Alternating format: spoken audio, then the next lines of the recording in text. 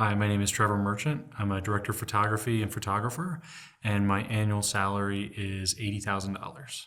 So typically, I'm working with universities, health systems, small businesses, and even creative agencies to produce branded content, web content, and then I also work on short films, feature films, and I do photography, and sometimes I teach. So for the last year, I've been working as my own business as a freelancer, and I decided to partner up with a producer and director here in Denver who's incredibly talented. We work as a great team, and he takes care of all the stuff that I'm not quite so good at. So I'm not amazing with client interaction or client management, always stay on top of everything and scheduling and all of that. So Matt takes care of running the business as a business. And I'm good at making the pictures pretty and making sure the sound is good and the color is consistent and the really technical side. My job really starts after he's done a lot of his legwork. So he's already gotten the bid on a project and done a lot of the pre-production, and I come in to basically take a dream, a picture in somebody's head, and figure out how we're actually going to make that real. So there's a script, there may be storyboards, there's probably a location already, and it's my job to go into that location or read that script or go through those storyboards and figure out what lights are we going to need, what equipment are we going to need, are we going to need gimbals and drones and all that fun stuff, or is it just going to be me with a camera in a really compact situation because of whatever reason. My job on set is to oversee the camera department and sound and lighting and all of those technical things.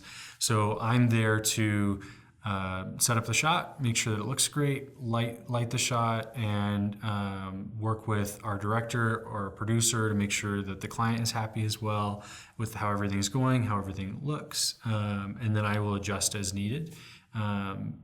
When we're done shooting, I'll be the one to either hand off the media to an editor or an assistant editor, or even take that footage and turn it into a more editable file. I did not go into the film industry to make a lot of money. The research that I did, I found that a camera operator was typically making about $50,000 a year. And I think that's about what my parents were making. And I knew that we weren't doing that great. And so I thought, that's not enough money. And if I wanted to go shoot Hollywood movies, which is the dream, you can make a lot more money, but there's maybe 20 people doing that, 20 really, really great DPs. And so the research that I did early on kind of convinced me that going into the film industry wasn't a great financial move. It just so happened that I got so excited about the projects I was working on that it kind of turned into, okay, I'm making money doing this because I'm doing it all the time. And so I may not make as much as I could have if I went into a different industry, but by diversifying what I do, so I do photography, video production, and I teach, I'm able to subsidize my personal projects, my passion projects, and I make a good living that I can afford to travel and do fun stuff. When I first started out, I was making like $12 an hour as a student intern. So I was making videos, and they were technically professional quality videos, but they weren't up to my standards. I knew that they weren't that good. And the nice thing about that job was that I was able to make a lot of mistakes and have a lot of leeway. I was working for a university, and they gave us the opportunity to just try a lot of stuff out. So you're making $12 an hour, but you're also kind of still learning, and you're in school. And then when I graduated, I was hired on at a salary of $40,000 a year. And so a big jump from being a student intern, but still not a great income in the Denver market. You could make quite a bit more. And so I continued to work in that environment and realized we were charging for our services, and they were charging about $100 to $150 an hour for my time, and I was getting paid about 20 to 25 of that. And I knew all the numbers, so I decided to bring it to my boss and say, I know how much you guys are charging for me. I know what kind of value I'm bringing in. I billed, this many hours last year. That equates to this amount of money. I think I deserve a raise. And they said, we agree that you deserve a raise. How does $2,000 sound? And I said, that sounds crazy. So I think I'm going to go out on my own and try to do this as a freelancer and see if I can make a bit more money and hustle and work on different projects. When you work as a staffer at a corporation or a university or a hospital, you're only working on videos that pertain to that thing.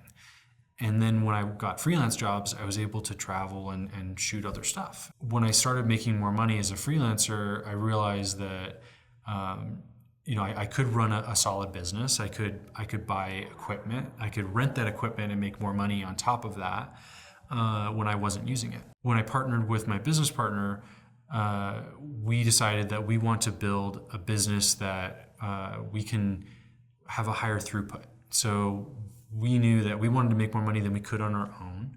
And so by building a business and hiring more crews, we can have a higher throughput of video work, and we can make money on top of each one of those projects. So I do see my salary increasing over time because I can, with my teaching experience, I can bring people in that are lower cost, that don't know as much. And I can say, okay, we're gonna train you and we'll tier your salary as you go, as you get better, and we can give you more responsibilities. And I can be the one to do that training, and then I'm getting paid back for the training that I provide because they get better and we can charge more for their time. This year was my first full year of freelancing, and I made quite a bit more than $80,000, but I decided to, at any chance that I got, invest that back into new equipment or computers or infrastructure that allowed us to do more work. So if I can take that money that I made and go on a vacation, that's great. But it's not going to make me any more money next year or in 5 years. If I can take that money and buy a new camera system and tripod and audio kit, then I can train a crew member to go out on his own or her own and use that gear of mine, charge the client for that equipment, make a little bit of money from the freelancer that I hired on top of their rate, and then I'm making more money with the gear, with the people I'm training and hiring, and then I don't have to work as hard, hopefully. But right now I'm working about 7 days a week. It may sound cheesy, but my favorite thing about being a DP is working with my wife. She is an incredible production designer and stylist, and working as a team with her on set is very creatively satisfying, but also really cool for our relationship. I think when you're making movies, you need to have a common language, and that's probably true for any industry. If you want to get something done and it's creative work, you have to be able to speak in the same terms. And that's been pretty cool to be able to work with my wife because she knows me well enough that we don't always have to talk to communicate.